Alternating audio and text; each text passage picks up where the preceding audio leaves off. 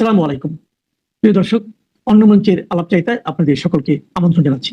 নির্বাচন শেষ, ব্যালট বাক্স সিল হয়েছে, ফল ঘোষণা হয়েছে, নতুন সরকার শপথ নিয়েছে। কিন্তু একটা প্রশ্ন কি আপনার মাথায় ঘুরছে না?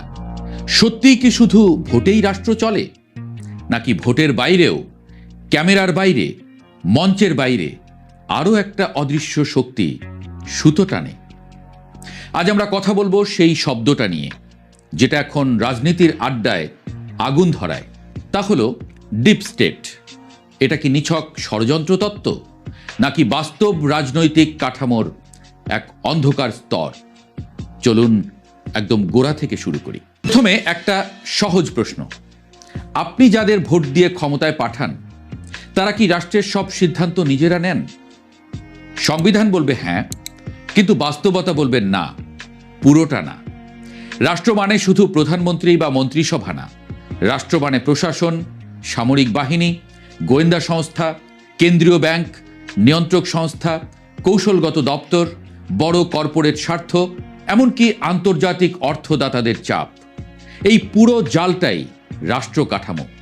এখন ভাবুন, নির্বাচন হলো, সরকার বদল হলো, কিন্তু এই কাঠামোর কতটা বদলালো? সচিবালয়ের ফাইল কি বদলালো? গোয়েন্দা নেটওয়ার্ক কি বদলালো? বড় ব্যবসায়িক চুক্তির দিক কি হঠাৎ উল্টে গেল? এখানেই আসে ডিপ স্টেট ধারণা। ডিপ স্টেট মানে কোনো গোপন অফিস না, কোনো কালো কাচের ঘর না। এটা একটা নেটওয়ার্ক, একদল প্রভাবশালী ব্যক্তি ও প্রতিষ্ঠান, যারা সরাসরি নির্বাচিত না হয়েও রাষ্ট্রের নীতি, নিরাপত্তা, অর্থনীতি ও রাজনৈতিক দিক নির্দেশনায় গভীর প্রভাব ফেলে। রাষ্ট্রের ভেতরে আর একটা রাষ্ট্র, দৃশ্যমান সরকারের নিচে অদৃশ্য কাঠামো। ডিপ স্টেট কিভাবে কাজ করে? প্রথম কৌশল, ধারাবাহিকতা। রাজনীতিবিদরা 5 বছর পর পর আসে, কিন্তু শীর্ষ আমলারা, নিরাপত্তা স্থাপনা, কৌশলগত দপ্তরের কর্মকর্তা, তারা দশকের পর দশক থাকেন। নীতির খসড়া তাদের হাতেই তৈরি হয়। নতুন মন্ত্রী অনেক সময় সেই ফাইলেই সই করেন, যেটা তিনি নিজে লেখেননি। দ্বিতীয় কৌশল, তথ্যের নিয়ন্ত্রণ। গোয়েন্দা সংস্থা বা নিরাপত্তা প্রতিষ্ঠান যদি নির্বাচিত সরকারকে নির্দিষ্টভাবে সাজানো তথ্য দেয়, তাহলে সিদ্ধান্ত সেই তথ্যের উপরে দাঁড়ায়। তথ্য মানে ক্ষমতা, তথ্য মানে দিক নির্দেশ। তৃতীয় কৌশল, অর্থনৈতিক প্রভাব। বড় কর্পোরেট গোষ্ঠী, আন্তর্জাতিক ঋণদাতা, অস্ত্র ব্যবসা, জ্বালানি চুক্তি, এগুলো কেবল অর্থনীতি না, এগুলো কৌশলগত সিদ্ধান্ত। রাষ্ট্র যদি কোনো বড় ঋণের উপরে নির্ভরশীল হয়, তাহলে তার অর্থনৈতিক স্বাধীনতা সীমিত হয়ে যায়। আর সেই সীমাবদ্ধতার ভেতরেই ডিপ স্টেটের মতো কাঠামো কাজ করার সুযোগ পায়। চতুর্থ কৌশল, সংকটের ব্যবহার। রাজনৈতিক অস্থিরতা, আইনশৃঙ্খলার অবনতি, অর্থনৈতিক ধাক্কা, এই মুহূর্তগুলোতে কে স্থিতিশীলতার কথা বলে সামনে আসে? কখনো দেখা যায় সংকট এমনভাবে বাড়ে যাতে একটি নির্দিষ্ট শক্তি বাড়তি নিয়ন্ত্রণ পায়। তুরস্কে ডেরিন ডেভলেট শব্দটি আলোচনায় আসে। অভিযোগ ছিল সামরিক বেসামরিক অভিজাতদের একটি নেটওয়ার্ক নির্বাচিত সরকারের বাইরে থেকেও সিদ্ধান্ত প্রভাবিত করত। মিশরেও একই অভিযোগ উঠেছে।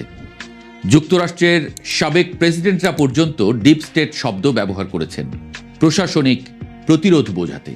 তবে একটা জিনিস পরিষ্কার করা জরুরি, ডিপ স্টেট মানেই সব কিছু ষড়যন্ত্র না, সব অদৃশ্য প্রভাবই দুষ্টচক্র নয়। রাষ্ট্রের ধারাবাহিকতা দরকার, পেশাদার আমলাতন্ত্র দরকার, নিরাপত্তা কাঠামো দরকার। কিন্তু যখন সেই কাঠামো নির্বাচিত নেতৃত্বের বাইরে নিজস্ব এজেন্ডা বাস্তবায়ন শুরু করে, তখনই সেটা সমস্যা। এখন আসি বাংলাদেশ প্রসঙ্গে। বাংলাদেশ একটি উপনিবেশ উত্তর রাষ্ট্র। প্রশাসনিক কাঠামোর বড় অংশ ব্রিটিশ আমলের ধারাবাহিকতায় গড়ে উঠেছে। রাজনৈতিক নেতৃত্ব বদলেছে, কিন্তু আমলাতান্ত্রিক সংস্কৃতি অনেকাংশে একই থেকে গেছে। ফলে ক্ষমতার কেন্দ্র শুধু নির্বাচিত সরকারের হাতে থাকে না। আমাদের ইতিহাসে সামরিক শাসন এসেছে, রাজনৈতিক অস্থিরতা এসেছে, বড় বড় কর্পোরেট স্বার্থ রাজনীতির সঙ্গে জড়িয়েছে, আন্তর্জাতিক সংস্থার প্রভাব থেকেছে। ফলে এখানে ডিপ স্টেটের মতো নেটওয়ার্ক গড়ে ওঠার সম্ভাবনা অস্বীকার করা যায় না। তবে সতর্কতা জরুরি। সব ব্যর্থতার দায় ডিপ স্টেট বলে ঝেড়ে ফেলাও বিপজ্জনক, কারণ এতে নির্বাচিত নেতৃত্বের জবাবদিহিতা হারিয়ে যায়। আবার সবকিছু কেবল নির্বাচিত সরকারের সিদ্ধান্ত এমন ভাবাও সরলীকরণ। নির্বাচনের পর এখন যখন নতুন সরকার কাজ শুরু করেছে, তখন সবচেয়ে গুরুত্বপূর্ণ প্রশ্ন, সিদ্ধান্ত কে নেয়? মন্ত্রী নাকি মন্ত্রণালয়ের স্থায়ী কাঠামো? জনগণের ইচ্ছা নাকি শক্তিশালী স্বার্থগোষ্ঠী? ডিপ স্টেট থাকুক বা না থাকুক, একটি দুর্বল গণতন্ত্রে অদৃশ্য প্রভাবের ঝুঁকি বেশি থাকে। কারণ দুর্বল রাজনৈতিক দল, দুর্বল সংসদীয় নজরদারি, দুর্বল গণমাধ্যম, এই তিনের ফাঁকে অপ্রাতিষ্ঠানিক শক্তি জায়গা করে নেয়। যেখানে রাজনৈতিক নেতৃত্ব শক্ত, স্বচ্ছতা বেশি, জবাবদিহিতা কার্যকর, সেখানে ডিপ স্টেটের জায়গা কমে যায়। যেখানে ব্যক্তিকেন্দ্রিক শাসন, অভ্যন্তরীণ গণতন্ত্রহীন দল আর ক্ষমতার কেন্দ্রীকরণ, সেখানে অদৃশ্য নেটওয়ার্ক সহজেই প্রভাব বিস্তার করে। ডিপ স্টেট কোনো ভূতের গল্প না, কিন্তু আবার সব সমস্যার অলৌকিক ব্যাখ্যাও না। এটা একটা রাজনৈতিক বাস্তবতার সম্ভাব্য রূপ, যেখানে ক্ষমতার আনুষ্ঠানিক কাঠামোর বাইরে অনানুষ্ঠানিক শক্তি জন্ম নেয়। নির্বাচন শেষ হয়েছে, সরকার গঠিত হয়ে গেছে, কিন্তু গণতন্ত্র কেবল ভোটে শেষ হয় না। গণতন্ত্র টিকে থাকে স্বচ্ছতায়, জবাবদিহিতায় এবং নাগরিক সচেতনতায়। প্রশ্নটা তাই আপনার কাছে, আপনি কি শুধু 5 বছরে একদিন ভোট দিতে চান, নাকি জানতে চান আপনার রাষ্ট্র আসলে কে চালায়? কারণ রাষ্ট্র যদি আমার না হয়ে আমাদের না হয়, তাহলে ডিপ স্টেট হোক বা না হোক, ক্ষমতা সব সময় কিছু অদৃশ্য হাতের দিকেই ঝুঁকে থাকবে। আর সেই অদৃশ্য হাতের গল্পটাই আমাদের আজকের আলোচনার কেন্দ্র। নির্বাচনের পর রাজনৈতিক অঙ্গনে সক্রিয় হওয়ার চেষ্টা করছে কার্যক্রম নিষিদ্ধ থাকা আওয়ামী লীগ। নির্বাচনের পরদিন থেকে আওয়ামী লীগের কেন্দ্রীয় কার্যালয় সহ সারা দেশের 26টি জেলা ও উপজেলায় দলীয় কার্যালয় খুলে দোয়া মোনাজাত, জাতীয় পতাকা উত্তোলন, ব্যানার টানানো ও স্লোগান দিয়েছে দলটির নেতাকর্মীরা। আওয়ামী লীগের এমন তৎপরতা দেখে জামাত ইসলামী চুপ থাকলেও এনসিপি বলছে বিএনপির গ্রিন সিগন্যাল থাকায় মাঠে নামছে আওয়ামী লীগ। প্রশ্ন হলো, সরকারি দল বিএনপি কি ভাবছে? কিছু জায়গায় আওয়ামী লীগের তৎপরতা স্থানীয় ছাত্রদল ও বৈষম্য বিরোধীদের বাধার মুখে পড়লেও কেন্দ্রীয় পর্যায়ে বিএনপির শীর্ষ নেতৃত্বকে এ বিষয়ে প্রকাশ্যে কঠোর অবস্থান নিতে দেখা যায়নি। আবার আওয়ামী লীগের 2জন সাবেক এমপি সহ বেশ কয়েকজন নেতা জামিনে মুক্তি পেয়েছেন। বিএনপির একাধিক সূত্র বলছে, নির্বাচনের আগে থেকে আওয়ামী লীগের ভোট ব্যাংক নিজেদের দিকে আনার জন্য মাঠ পর্যায়ে অনানুষ্ঠানিক সহনশীলতার একটি পরিবেশ তৈরি হয়েছে। এখন সামনে স্থানীয় সরকার নির্বাচনের আগে বিএনপিকে আওয়ামী লীগের ব্যাপারে একটি সিদ্ধান্ত দ্রুতই নিতে হবে, সে ইঙ্গিত দিয়ে রেখেছেন বিএনপির মহাসচিব মির্জা ফখরুল ইসলাম আলমগীর। আবার জামাত ইসলামের একটি অংশ মনে করে, স্থানীয় সরকার নির্বাচনের আগে সরাসরি আওয়ামী লীগের বিরুদ্ধে না গিয়ে কৌশলগত অবস্থান নিতে চায়। প্রশ্ন হলো, নির্বাহী আদেশে অধ্যাপক ইউনূসের অন্তর্বর্তী সরকার যে আওয়ামী লীগের কার্যক্রমের উপর নিষেধাজ্ঞা দিয়ে গেছে, সেটি কোন প্রক্রিয়ায় তুলে নেবে সরকার? সরকার একটি সূত্র বলছে, এক্ষেত্রে 3টি বিকল্পের কথা ভাবছে সরকার। 3টির মধ্যে দ্বিতীয় বিকল্পের পথে হাঁটলে মার্চের শেষ দিকে স্বয়ংক্রিয়ভাবে আওয়ামী লীগের নিষেধাজ্ঞা অকার্যকর হয়ে যেতে পারে। এই বিকল্পগুলো নিয়ে পরীক্ষা নিরীক্ষা করবে আইন মন্ত্রণালয়। আবার মার্চ পর্যায়ে আওয়ামী লীগের অবস্থান ও দলটি নিষেধাজ্ঞা তুলে দিলে এর প্রভাব কি হতে পারে তা নিয়ে রিপোর্ট তৈরি করতে কাজ করছে 2টি গোয়েন্দা সংস্থা। বিস্তারিত জানতে চলুন যাওয়া যাক বিশ্লেষণে। পরদিন 13 ফেব্রুয়ারি থেকে রাজধানীর বঙ্গবন্ধু অ্যাভিনিউ আওয়ামী লীগের কেন্দ্রীয় কার্যালয়ে পতাকা উত্তোলন করা হয়। এরপর পটুয়াখালীর দশমিনা, বরগুনার বেতাগী, ঠাকুরগাঁয়ের পীরগঞ্জ, নারায়ণগঞ্জ, শরীয়তপুর, বগুড়া, পঞ্চগড়, হবিগঞ্জ, খুলনা, রাজবাড়ী, ফরিদপুর, চট্টগ্রাম, কুড়িগ্রাম, পাবনা, চাঁপাইনবাবগঞ্জ, নোয়াখালী, সিলেট এবং দিনাজপুরের পার্বতীপুর সহ সারা দেশের বিভিন্ন জেলা ও উপজেলায় দলীয় কার্যালয়ে নেতাকর্মীদের উপস্থিত হতে দেখা গেছে। এসব জেলায় দলটির পরিত্যক্ত কার্যালয়ের তালা ভেঙে ভিতরে প্রবেশ, জাতীয় দলীয় পতাকা উত্তোলন এবং বঙ্গবন্ধু শেখ মুজিবুর রহমান ও শেখ হাসিনার ছবি টানানোর ঘটনা ঘটে। বেশিরভাগ ক্ষেত্রে এসব কর্মসূচি সামাজিক যোগাযোগ মাধ্যমে ছড়িয়ে পড়ে। সবশেষ ধানমন্ডির আওয়ামী লীগের সভাপতির রাজনৈতিক কার্যালয়ের ফটকের সামনে জাতীয় পতাকা ও বঙ্গবন্ধুর ছবি রেখে স্লোগান দিয়েছে কার্যক্রম নিষিদ্ধ যুব মহিলা লীগের একদল নেত্রী। রাজনৈতিক বিশ্লেষকদের মতে, তৃণমূল পর্যায়ে এ ধরনের উপস্থিতি কেবল সাংগঠনিক বার্তা নয়, বরং জাতীয় রাজনীতিতে পুনরায় জায়গা করে নেওয়ার কৌশলগত প্রচেষ্টার অংশ। এই যে বিভিন্ন এলাকায় কার্যক্রম নিষিদ্ধ আওয়ামী লীগের অফিস খোলার চেষ্টা, পতাকা উত্তোলনের বাইরেও আরেকটি বিষয় সবার নজরে আসে। সেটি হলো, দীর্ঘ প্রায় 9 মাস পর জামিন পেয়েছেন বরিশাল সদর আসনের সাবেক সংসদ সদস্য জেবুন্নেসা আফরোজ। একই সঙ্গে জামিন দেওয়া হয়েছে নিষিদ্ধ ছাত্রলীগের বরিশাল মহানগর সাবেক সভাপতি ও সদর উপজেলা পরিষদের সাবেক ভাইস চেয়ারম্যান জসিম উদ্দিন সহ 2জনকে। গ্রেপ্তারের 1.5 বছর পর জামিনে কারামুক্ত হয়েছেন ঠাকুরগাঁও 2 আসনের সাবেক সংসদ সদস্য ও আওয়ামী লীগ নেতা দবিরুল ইসলাম। অনেক জায়গায় আওয়ামী লীগের এই তৎপরতার মুখে স্থানীয় ছাত্রদল বা বিএনপি সমর্থিত নেতাকর্মীদের বাধা, ভাঙচুর বা পুনরায় তালা ঝুলিয়ে দেওয়ার ঘটনা ঘটেছে। তবে কেন্দ্রীয় পর্যায়ে বিএনপির শীর্ষ নেতৃত্বকে এ বিষয়ে প্রকাশ্যে কঠোর অবস্থান নিতে দেখা যায়নি। বিষয়টিকে কার্যক্রম নিষিদ্ধ আওয়ামী লীগের প্রতি নতুন সরকারের নমনীয় মনোভাব বলে মনে করছেন বিশ্লেষকেরা। তাদের মতে ত্রয়োদশ জাতীয় সংসদ নির্বাচনকে ঘিরে রাজনৈতিক সমীকরণে বড় পরিবর্তন এসেছে। সরকার গঠনের পর বিএনপির একটি অংশ মনে করছে ইসলামী দলগুলোর উত্থান, বিশেষ করে জামাত ইসলামীকে মোকাবেলা করতে হলে আওয়ামী লীগকে পুরোপুরি রাজনৈতিকভাবে মাঠের বাইরে ঠেলে দেওয়া কৌশলগতভাবে সুবিধাজনক নাও হতে পারে। বিশেষ করে জুলাই সনদ ও সংস্কার ইস্যুতে আওয়ামী লীগ ও বিএনপির অবস্থান প্রায় একই বিন্দুতে এসে ঠেকেছে বলে বিশ্লেষকেরা মনে করছেন। বর্তমান সংসদে বিরোধী দলগুলোর সঙ্গে বিএনপির যে টানাপোড়েন তৈরি হয়েছে তার কেন্দ্রে রয়েছে সংবিধান সংস্কার পরিষদের শপথ না নেওয়া ও জুলাই সনদের বাস্তবায়ন প্রশ্ন। সম্প্রতি মন্ত্রিসভার শপথ অনুষ্ঠান বয়কট করেছে জামাত, এনসিপি সহ কয়েকটি বিরোধী দল। তাদের অভিযোগ, জুলাই সনদের প্রতিশ্রুতি বাস্তবায়নে সরকার আন্তরিক নয়। অন্যদিকে আওয়ামী লীগ ও জুলাই সনদ বাস্তবায়নের বিষয়ে আপত্তি জানিয়ে আসছে, ফলে এই ইস্যুতে বিএনপি ও আওয়ামী লীগের মধ্যে নীরব সমঝোতার একটি ক্ষেত্র তৈরি হয়েছে, এমন ধারণা রাজনৈতিক অঙ্গনে জোরালো হচ্ছে। নির্বাচনের আগেও গণভোট ইস্যুতে আওয়ামী লীগ না ভোটের পক্ষে প্রচারণে সক্রিয় ছিল। যদিও বিএনপির কেন্দ্রীয় নেতৃত্ব সরাসরি কোনো অবস্থান নেয়নি, তবু তৃণমূল পর্যায়ে অনেক নেতাকর্মী না ভোটের পক্ষে প্রচারণা চালান। সে সময় থেকেই দুই দলের মধ্যে দূরত্ব কিছুটা কমতে শুরু করে বলে মনে করেন বিশ্লেষকেরা। রাজনৈতিক বিশ্লেষকদের মতে আওয়ামী লীগ এখন সরাসরি বড় কর্মসূচির বদলে উপস্থিতি জানার কৌশল নিয়েছে। ছোট ছোট প্রতীকী কর্মসূচির মাধ্যমে তারা সংগঠনের অস্তিত্ব টিকিয়ে রাখতে চাইছে। একই সঙ্গে তারা দেখছে বিএনপির প্রতিক্রিয়া কতটা কঠোর বা সহনশীল হয়। এই প্রতিক্রিয়ার উপর নির্ভর করবে ভবিষ্যতের কৌশল। অন্যদিকে বিএনপির একটি অংশ মনে করছে বহুদলীয় গণতন্ত্রে একটি বড় দলকে সম্পূর্ণ নিষ্ক্রিয় রাখা দীর্ঘমেয়াদে রাজনৈতিক অস্থিরতা বাড়াতে পারে এবং এতে তৃতীয় শক্তি লাভবান হতে পারে। বিএনপির চেয়ারম্যান তারেক রহমান নির্বাচনের আগে বার্তা সংস্থা রয়টার্সকে দেওয়া এক সাক্ষাৎকারে বলেছেন, জনগণ চাইলে সাবেক প্রধানমন্ত্রী শেখ হাসিনার সন্তানরা রাজনীতিতে ফিরতে পারেন। এই বক্তব্যকে রাজনৈতিক মহল কেবল ব্যক্তিগত মন্তব্য হিসেবে দেখছে না, বরং এটি একটি বৃহত্তর রাজনৈতিক বার্তা হিসেবেই বিবেচিত হচ্ছে। জাতীয় সংসদ নির্বাচনে বিএনপির নিরঙ্কুশ বিজয়ের পর বিএনপির চেয়ারম্যান তারেক রহমানের সঙ্গে বৈঠকের আগ্রহ প্রকাশ করেন সাবেক প্রধানমন্ত্রী শেখ হাসিনার ছেলে সজীব ওয়াজেদ জয়। ব্রিটিশ সংবাদমাধ্যম আইটিভিকে দেওয়া এক সাক্ষাৎকারে সজীব ওয়াজেদ জয় বলেছিলেন, তিনি সব সময় উন্মুক্ত। তিনি এমন একজন মানুষ যে সব সময় আলোচনায় বিশ্বাস করে, তা যত কঠিনই হোক বা যার সঙ্গেই হোক, এটাই তার কৌশল। বিএনপির বিপুল বিজয়ের পর প্রথম সংবাদ সম্মেলনে আওয়ামী লীগ নিয়ে প্রশ্নের জবাবে তারেক রহমান বলেন, আইনের শাসন নিশ্চিত করার মাধ্যমে সমাধান হবে।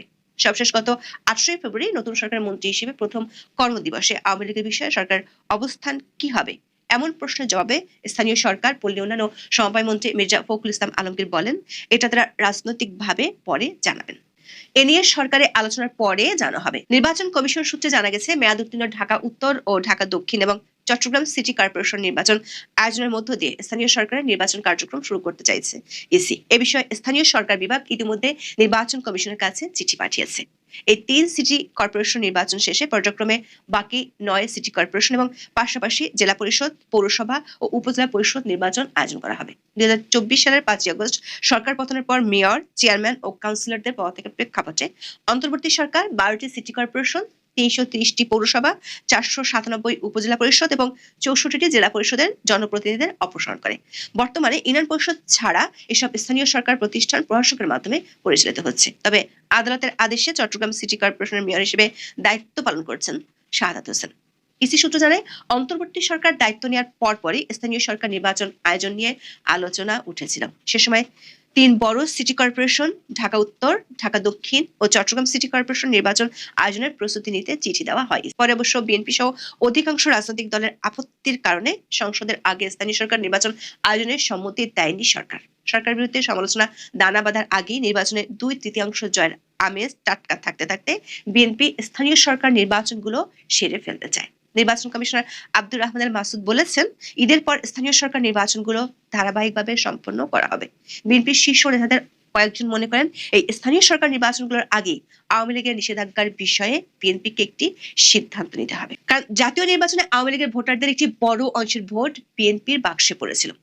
ভোটার হিসেবে দেখা গেছে আওয়ামী লীগের ঘাঁটি হিসেবে পরিচিত এলাকাগুলোতে বিএনপি নিরঙ্কুশ জয় পেয়েছে। বিষয়টিকে মাথায় রেখে স্থানীয় সরকার নির্বাচনের আগে সরকার আওয়ামী লীগের ব্যাপারে সিদ্ধান্ত নিতে চায়। না হলে স্থানীয় সরকার নির্বাচনে একই ভোট ব্যাংক বিএনপির বিরুদ্ধে গেলে উল্টো ফল আসতে পারে। অন্যদিকে জামাতের নেতারা মনে করেন অনেক এলাকায় যেখানে বিএনপি নেতারা আওয়ামী লীগের উপর নির্যাতন চালিয়েছিল সেখানে আওয়ামী লীগ জামাতকে ভোট দিয়েছিল। আবার স্থানীয় সরকার নির্বাচনের আগে সরাসরি আওয়ামী লীগের বিরুদ্ধে প্রকাশ্যে জামাত ইসলামী বিরোধিতা করলেও সেটি হিতে বিপরীত হতে পারে। যদিও জামাতের জোটে থাকা এনসিপি মনে করে বিএনপির গ্রিন সিগন্যাল থাকার কারণে আওয়ামী লীগের নেতা কর্মীরা কার্যালয়গুলো খুলছে। দর্শক, 2024 সালের 12 মে আওয়ামী লীগের কার্যক্রম নিষিদ্ধ করে অন্তর্বর্তী সরকারের স্বরাষ্ট্র মন্ত্রণালয়ের জননিরাপত্তা বিভাগের রাজনৈতিক শাখা 2 থেকে একটি আদেশ জারি করা হয়েছিল। ওই আদেশটি জারির জন্য সরকার এর আগে 2009 সালের সন্ত্রাসবিরোধী আইনটি সংশোধন করে সন্ত্রাসবিরোধী সংশোধন অধ্যাদেশ 2025 জারি করে। 2009 সালের সন্ত্রাসবিরোধী আইনের 18 নম্বর ধারায় বলা হয়েছিল এই আইনের উদ্দেশ্য পূরণ করবে সরকার কোনো ব্যক্তি বা সত্তা সন্ত্রাসী কাজের সাথে জড়িত আছে মর্মে যুক্তিসঙ্গত কারণের ভিত্তিতে সরকারি গেজেটের প্রজ্ঞাপন দ্বারা ওই ব্যক্তিকে তফসিলে তালিকাভুক্ত করিতে পারিবে বা সত্তাকে নিষিদ্ধ ঘোষণা ও তফসিলে তালিকাভুক্ত করিতে পারিবে। কোন দল বা দলের কার্যক্রমকে সরাসরি নিষিদ্ধ করার কোনো বিধান এই আইনে ছিল না। অন্তর্বর্তী সরকারের আইন উপদেষ্টা আসিফ নজরুল তড়িঘড়ি করে 2009 সালের আইনের সত্তাকে নিষিদ্ধ ঘোষণা ও তফসিলে তালিকাভুক্ত করতে পারবে এই শব্দগুলোর পর সত্তার যাবতীয় কার্যক্রম নিষিদ্ধ ঘোষণা করতে পারবে এমন শব্দগুলো যোগ করে নতুন অধ্যাদেশ জারি করে। আর তাতেই রাতারাতি নিষিদ্ধ হয়ে যায় আওয়ামী লীগের কার্যক্রম।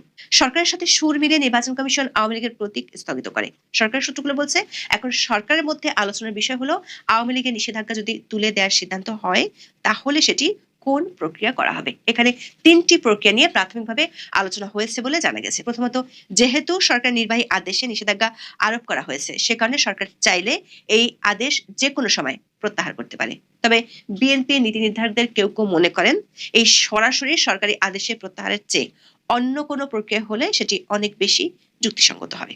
সেক্ষেত্রে দ্বিতীয় প্রক্রিয়াটি একটু সময় সাপেক্ষ হলেও বেশ কৌশলী। যেহেতু অধ্যাদেশ জারির মাধ্যমে আওয়ামী লীগের কার্যক্রম নিষিদ্ধ করা হয়েছে তাই সন্ত্রাস দমন অধ্যাদেশটি নতুন সংসদের প্রথম কার্যদিবস শুরু হলে পরবর্তী 30 দিনের মধ্যে সংসদে পাশ হতে হবে।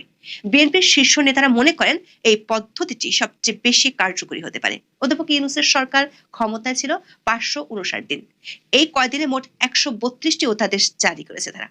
আইন মন্ত্রণালয়ের হিসাব অনুযায়ী দায়িত্ব নেওয়ার পর অন্তর্বর্তী সরকার 2024 সালে 17টি, 2025 সালে 80টি এবং 2026 সালে 17 ফেব্রুয়ারি আগ পর্যন্ত 35টি অধ্যাদেশ জারি করে। এইসব অধ্যাদেশকে সংবিধান অনুযায়ী আইনে পরিণত করতে হলে বর্তমান সরকারকে দিনে গড়ে 4.5টি করে অধ্যাদেশকে আইনে রূপান্তর করতে হবে, যেটি কোনোভাবেই বাস্তব ভিত্তিক নয়। সংবিধানের 93 অনুচ্ছেদে বলা আছে অধ্যাদেশ জারি হওয়ার পর সংসদের প্রথম বৈঠকে এসব অধ্যাদেশ উপস্থাপন করতে হবে।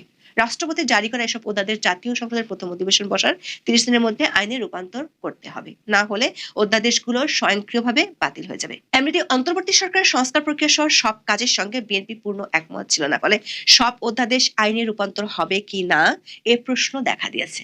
বিএনপি নীতি নির্ধারকদের একটি অংশের মত হলো সন্ত্রাস দমন আইনের মতো কালো আইনটি সংশোধনী এনে অধ্যাদেশ জারি করেছিল অন্তর্বর্তী সরকার।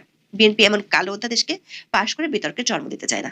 জাতীয় সংসদ সচিবালয়ের সূত্রে জানা গেছে 26শে ফেব্রুয়ারি ত্রয়োদশ সংসদের প্রথম অধিবেশন শুরু হতে পারে। সেদিন শুরু হলে আগামী 28শে মার্চের মধ্যে অধ্যাদেশগুলোকে আইনে রূপান্তর করতে হবে। এর মধ্যে যেগুলো আইনে পরিণত হবে না সেগুলো স্বয়ংক্রিয়ভাবে বাতিল বা অকার্যকর হয়ে যাবে। ফলে সন্ত্রাস দমন অধ্যাদেশটি যদি স্বয়ংক্রিয়ভাবে বাতিল হয়ে যায় তখন এমনিতে আওয়ামী লীগের উপর নিষেধাজ্ঞাটি অকার্যকর হয়ে যাবে। তাছাড়া কোনো অধ্যাদেশকে আইনে রূপান্তরের প্রয়োজন হলে তার খসড়া মন্ত্রিসভায় ওঠাতে হবে। কিন্তু অন্তর্বর্তী সরকার হরে দরে এত অধ্যাদেশ করেছে যেগুলো 1 মাসের মধ্যে ভেটিং করা প্রায় দুঃসাধ্য। সংশ্লিষ্টরা বলছেন আওয়ামী লীগের উপর নিষেধাজ্ঞা তোলার ক্ষেত্রে তৃতীয় প্রক্রিয়াটি হলো উচ্চ আদালতের রায়। যদি কেউ অন্তর্বর্তী সরকার আদেশকে চ্যালেঞ্জ করে রিট করে সেক্ষেত্রে আদালতের রায়ের প্রেক্ষিতে সিদ্ধান্ত নেওয়া হতে পারে। তবে এই ক্ষেত্রে আদালত যদি সিদ্ধান্তটি সরকারের উপর ছেড়ে দেয় তাহলে সরকারের জন্য আবারও বিষয়টি নতুন করে জটিলতা তৈরি করতে পারে। এদিকে আওয়ামী লীগের মাঠে অবস্থান এবং দলটি নিষেধাজ্ঞা তুলে নিলে কেমন প্রভাব হতে পারে তা জানাতে সরকার উচ্চ পর্যায় থেকে 2টি গোয়েন্দা সংস্থাকে রিপোর্ট দিতে বলা হয়েছে। বিশ্লেষকদের মতে প্রকাশ্য সমঝোতা না থাকলেও আওয়ামী লীগ ও বিএনপির মধ্যে একটি নীরব সমীকরণের আভাস মিলছে। তবে পরিস্থিতি কোন দিকে মোড় নেয় তা নির্ভর করবে আওয়ামী লীগের সাংগঠনিক কার্যক্রমের ধারাবাহিকতা ও জাতীয় রাজনীতির পরবর্তী পদক্ষেপের উপর। তবে এটি নিশ্চিত হওয়া গেছে স্থানীয় সরকার নির্বাচনের আগেই বিএনপি এ বিষয়ে সিদ্ধান্ত সেরে ফেলতে চায়। এখন এ পর্যন্ত সবাই